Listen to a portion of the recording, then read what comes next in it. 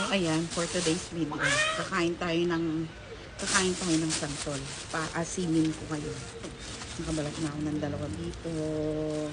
Dito ako sa labas habang umuulan. So, magbabalat tayo ng santol. Mayaan ko kayong mga sim. Sarap. Pinakuha ko pa to sa tatay ko dun sa kapitbahay. Sa kapitbahay, walang santol. Wala akong nakitang santol sa palengke. So, santol to ng kapitbahay.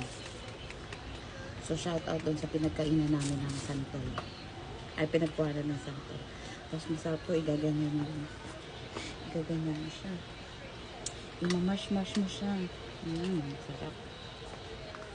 So, ayan siya. Kain na!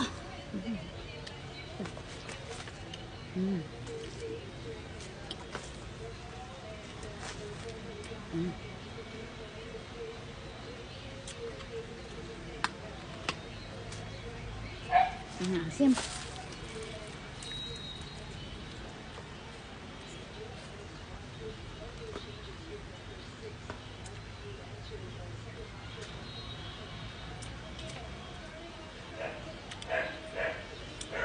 So for today's video, kaya ako kayong maglaway.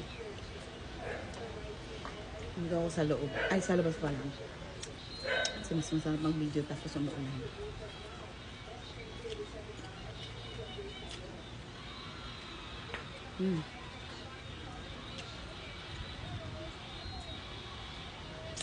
Sarap. Ang sarap kumain.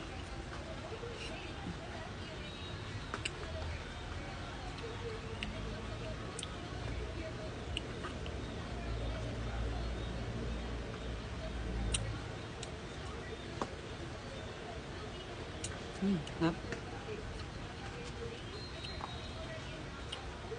Sarap nito, no? Santol na tapos sinukaan pa.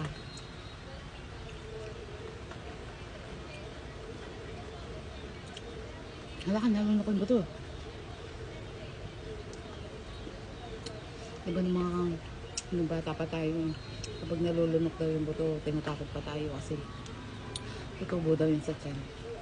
So, nung tumanda ka, na-realize mo, paano tutubo sa tiyan yun? Eh, wala namang lupa sa loob ng tiyan, diba?